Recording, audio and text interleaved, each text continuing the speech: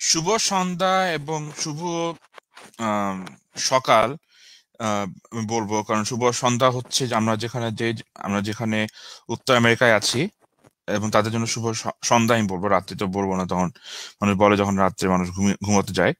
এবং শুভ সকাল বলবো কারণ আমরা আমরা আমি এবং আমরা যেই দেশে মানে জন্মগ্রহণ করেছি সেখানে শুভ সকাল। সবাইকে আমন্ত্রণ জানাচ্ছি গানে আড্ডা পর্ব 17-তে। আমি আপনাদের উপস্থাপক এবং বন্ধু ইশফাকুল ইসলাম। 17 মানে তারুণ্য। তারুণ্য মানে একটা উন্মাদনা, একটা জোশ। তো সেই জোশের থেকে, জোশ মানে হচ্ছে আমাদের ব্যান্ড মিউজিক জগৎ, বাংলাদেশের ব্যান্ডের গান। আমরা যারা মানে মানে বাংলাদেশে ছিলাম তারা জানি ব্যান্ড মিউজিকের প্রতি সবারই একটা আলাদা একটা দুর্বলতা আছে এবং থাকবে আজীবন। বিশেষ করে 90 দশকে যত ব্যান্ড ছিল তাদের প্রতি একটা বিশেষ আকর্ষণ সবসময় আছে এবং থাকবে।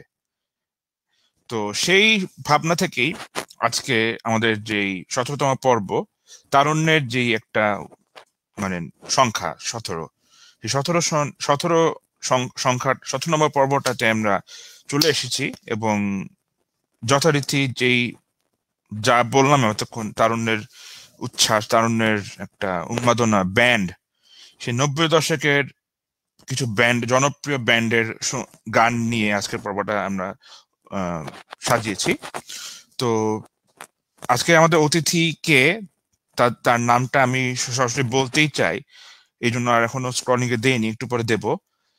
তো প্রত্যেকবার আমি আমার অনুষ্ঠানটা সাজাই বাংলাদেশ অথবা উত্তর আমেরিকা থেকে কোনো শিল্পী নিয়ে। তবে এনার ব্যাপারটা একটু আলাদা। আমি একদিন আমার আমার এক চাচা ভাই, স্বনামধন্য সঙ্গীত শিল্পী শাহ হামজা, ওনার একটা অনুষ্ঠান দেখছিলাম। তো এবং ওখানে উপস্থাপক ছিল থেকে একজন, অস্ট্রেলিয়া। তো আমার মনে আছে ওখানে একটা গান যিনি আজকে অতিথি উনি করেন, পরিবেশন করেন, এবং সেটা হচ্ছে আমাদের শ্রদ্ধেয় প্রয়াত সঙ্গীত শিল্পী আইয়ুব বাচ্চুর কখনো দেখিনি দুই চোখ নির্ঘুম চোখ, বন্ধু তোমায়। তো দেখে তো আমি একদম পাগল হয়ে গেলাম যে উনি কি করছে, কেন উপস্থাপনা শুধু করছে, ওনার তো গানের সামনে আসা উচিত, গানের জগতে আসা উচিত। তো আমি সেই ভাবনা থেকে ওনার সাথে যোগাযোগ করা এবং ওনাকে ওনাকে এক প্রকার চাপ দিয়ে রাজি করানো, এবং এবং উনি আমার ডাকে সাড়া দেন, এবং সেজন্য আমি ওনার কাছে কৃতজ্ঞতা প্রকাশ করছি। তো আর বেশি দেরি করব না, আমরা সবাই এসেছি ওনার গান শুনতে। তো আজকে পর্বের শুরু নিয়ে আসছি, আমি বলবো জনপ্রিয় সঙ্গীত শিল্পী, যদি উনি নিজেকে সেটা মনে করেন না, তবে আমার জন্য অন্ততপক্ষে উনি জনপ্রিয়। ওনার নাম হচ্ছে, উনি থাকেন বর্তমান সুদূর সিডনি, অস্ট্রেলিয়াতে। ওনার নাম হচ্ছে আতাবুর রহমান। ভাই, আসসালামু আলাইকুম। ওয়ালাইকুম আসসালাম Ishfaq.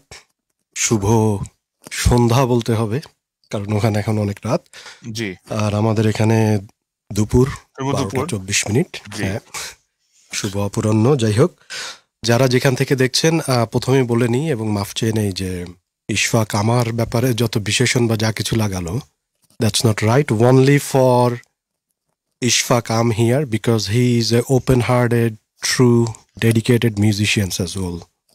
I should mention that. তা একজন মিউজিশিয়ানস হয়তো, হ্যাঁ, আমি প্রকাশ্যে এখন গান করি না, প্রায় 2 দশকের মতন গান করি না, but when a musician says no, you have to, so we have to, ভাই so ভক্তের that's like অনুরোধ, দেখি স্বর্গে গেল ডান ভাঙে। তো যাই হোক ভাই, বেশি মানে আমরা আড্ডাতে যাবোই। আমরা একটা প্রথম গান দিয়ে শুরু করি, তারপর আমরা সামনে আড্ডায় যাব। sure. তো একটা ডিসক্লেমার দিয়ে শুরু করি যে প্রায় 2 দশক পরে রিসেন্টলি আমরা 360 ইভেন্ট সেন্টার থেকে একটা প্রোগ্রাম করি, সেটা ছিল Ayub Bachchu tribute nights, total 7 nights. ওখানে আমি প্রায় 35টা বা 40টার মতন গান কাভার করেছি। তো যেহেতু এতদিন পরে গান এবং ইশফাকের ইনস্ট্যান্ট রিকোয়েস্ট, তো হয়তো বা 50-50 হয়তো গানের পোর্শন হয়তো বাচ্চু ভাইয়ের গানগুলোই আসতে পারে, এবং আরো কিছু মিক্স গান আমরা চেষ্টা করব আজকে। ইশফাক বলেছে আড্ডা হবে, আমি বলেছি কথা কম, গান বেশি এরকম কিছু একটা করতে। তো যাই হোক, আমরা শুরু করি। তো প্রথমে যে গানটা আসতে যাচ্ছে এটা বাচ্চু ভাই নীরবে গান। গানটা আমি জাস্ট একটু রেডি করে শুরু করি।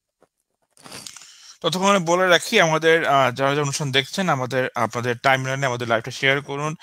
আমাদের ফেসবুক পেজ লেগাউট ইভেন্টস এর আছে, খুঁজে পাবেন।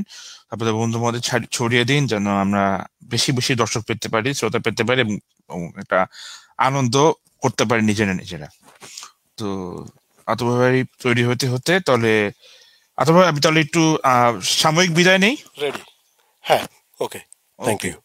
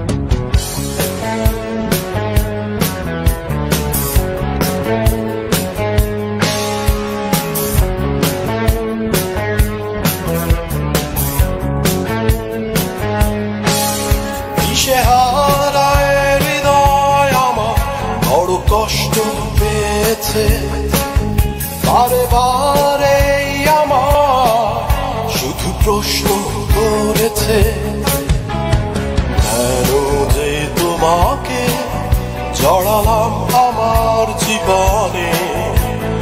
সুখের আশা দিয়ে শুধু দুঃখ দিয়েছি, অপমান আমার যেন জ্বলে জ্বলে হারিয়ে যায়। অভিশাপ আমার যেন নীরবে ঘুরিয়ে যায়, নীরবে।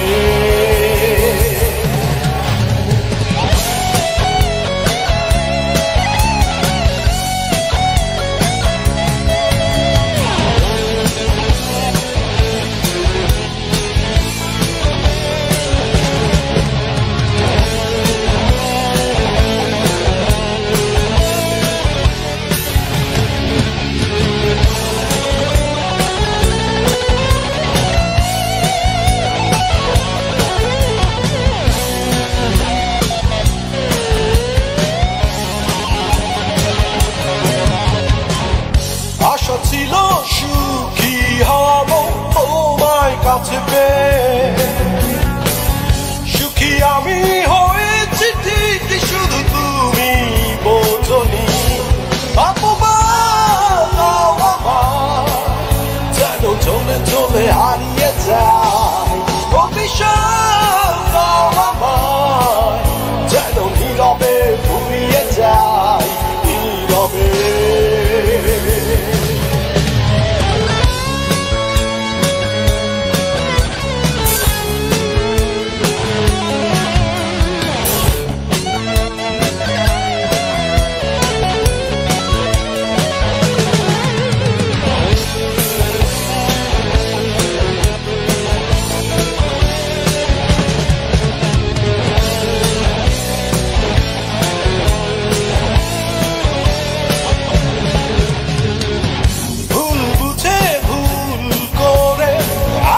চাই না তোমাকে,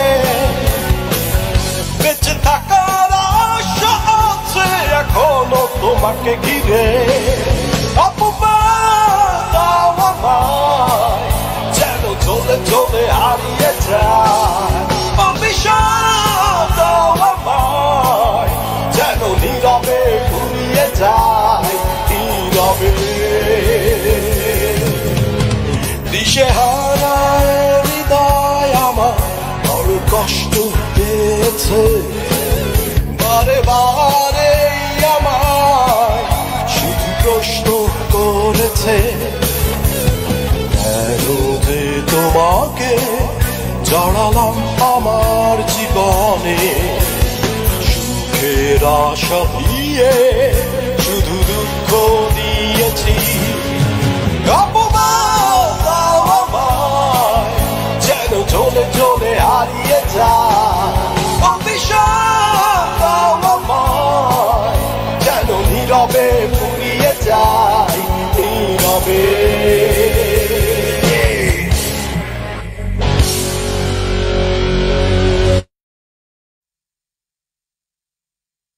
ইশফাক,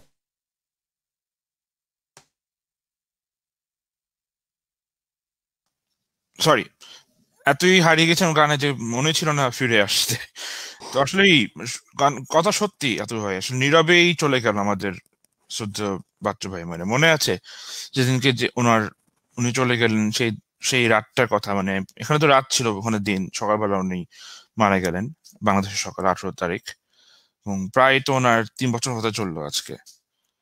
তো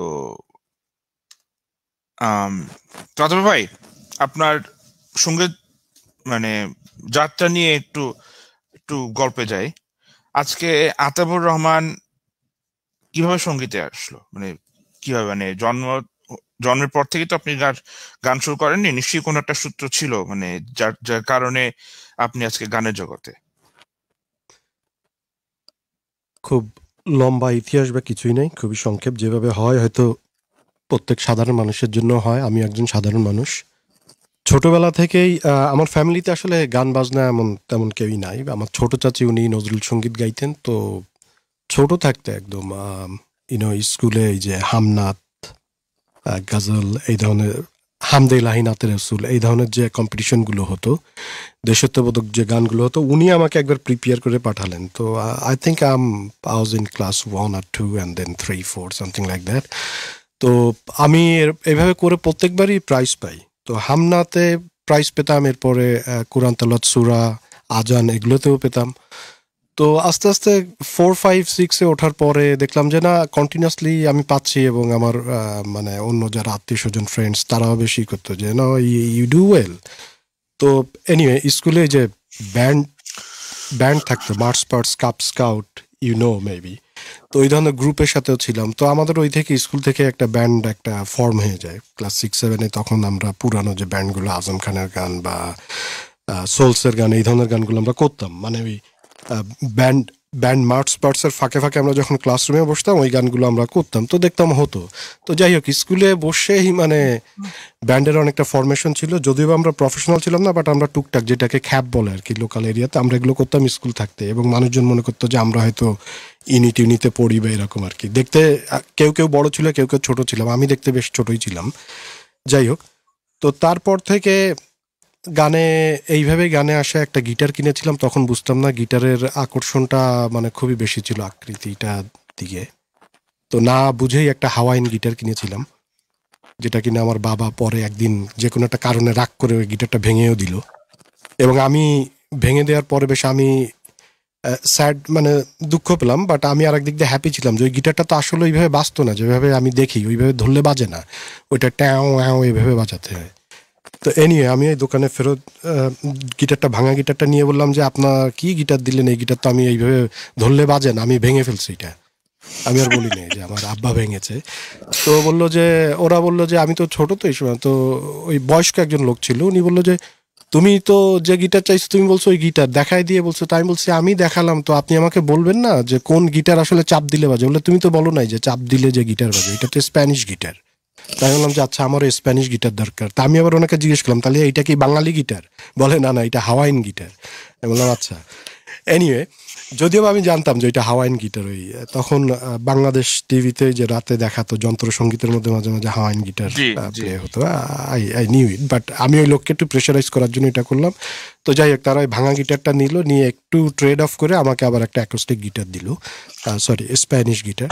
তো ওখান থেকে আর কি কর্ড শেখা, ই করা, এগুলো। প্লাস আরো একটা বলতে চাই যে আমার কর্ডের শেখার বেসিক যে এইটা আমাদের পল খান, পল ভাই, উনি আমাকে অনেকটা শিখায় আর কি। তো I tell him always that you are my first guru for the guitar. তো এইভাবে আর কি গানে আসে। এরপরে যেটা হয় আর কি, যে ওই সময় তো আসলে আর্লি 90s-এর দিকে যে এরশাদ আচ্ছা, পতন, ওই সময় অনেক।